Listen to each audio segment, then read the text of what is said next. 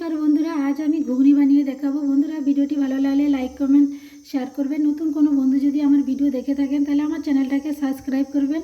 বন্ধুরা, আমি প্রথমে মটরকে সারা রাত ভিজিয়ে রেখেছিলাম। মটর ভালোভাবে ভিজে গেছে। তারপর দুটো আলু আর মটর একসঙ্গে প্রেসার কুকারে সেদ্ধ করে নিয়েছি। তো সেদ্ধ ভালোভাবে হয়ে গেছে। এরপর কি মশলা ব্যবহার করব আমি সেটা দেখাচ্ছি। এই থালার মধ্যে মশলা আছে, আমি দেখাচ্ছি। টমেটো কুচি, ধনেপাতা কুচি, কাঁচা লঙ্কা কুচি, তেজপাতা দুটো, পেঁয়াজ কুচি, আদা রসুন ছাড়িয়ে রেখেছি, লবণ, হলুদ গুঁড়ো, ধনে গুঁড়ো, জিরে গুঁড়ো, লঙ্কার গুঁড়ো, গোটা জিরে আর হচ্ছে এলাচ 3টে রেখেছি, সান্ডাজি গরম মশলার প্যাকেট, সর্ষের তেল আর নারকেল কুচি। এইসব উপকরণ দিয়ে আমি ঘুগনি বানিয়ে দেখাবো। বন্ধুরা, ভিডিওটি ভালো লাগলে লাইক কমেন্ট শেয়ার করবেন। নতুন কোনো বন্ধুরা যদি ভিডিও দেখে থাকেন তাহলে আমার চ্যানেলটাকে সাবস্ক্রাইব করবেন। এরপর আমি গ্যাসে কড়া বসিয়ে দেব। আদা, রসুন আর 3টে এলাচ একসঙ্গে বেটে নেব। প্রথমে আদা, রসুন আর এলাচ আমি পেস্ট করে নিয়েছি।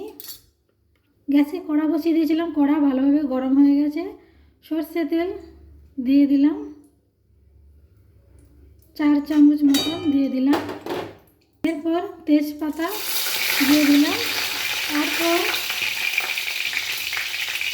কাঁচা লঙ্কা কুচি দিয়ে দেব।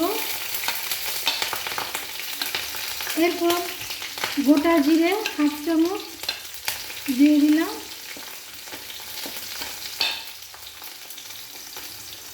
তারপরে পেঁয়াজ কুচি দিয়ে দেব।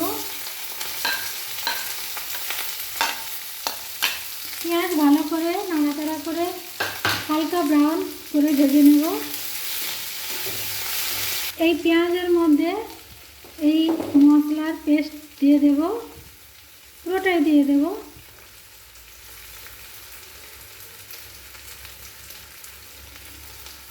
মশলার পেস্ট নাড়াচাড়া করে নেব।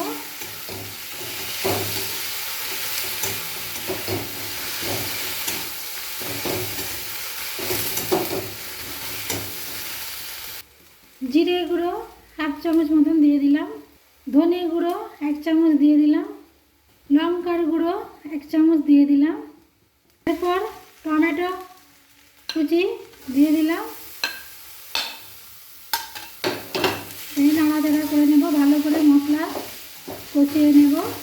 মশলার মধ্যে 1/2 চামচেরও কম লবণ দিয়ে দিলাম, 1/2 চামচেরও কম হলুদ গুঁড়ো দিয়ে দিলাম। এখানে আমি 1 চামচেরও কম চিনি দিচ্ছি। আপনারা যদি মিষ্টি না দিতে চান তাহলে দেবেন না, তবে আমি অল্প করে একটু মিষ্টি দিয়ে দিলাম। মশলা ভালোভাবে কষিয়ে নেব। মশলা খুব ভালোভাবে কষে হয়ে গেছে, খুব সুন্দর হয়েছে কষাটা। এরপরে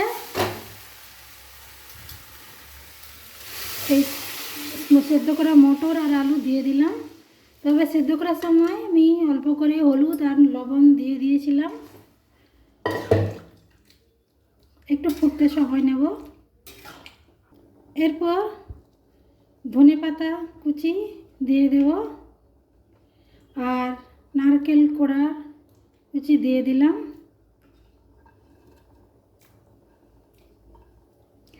তারপর এই সান্ডাজি গরম মশলা কাঁচি দিয়ে কেটে নেব। কাঁচি দিয়ে কেটে নিয়েছি, তো পুরোটাই দিয়ে দেব। পুরোটা দিয়ে দিলাম। এবারে ভালোভাবে ফুটতে সময় নেব।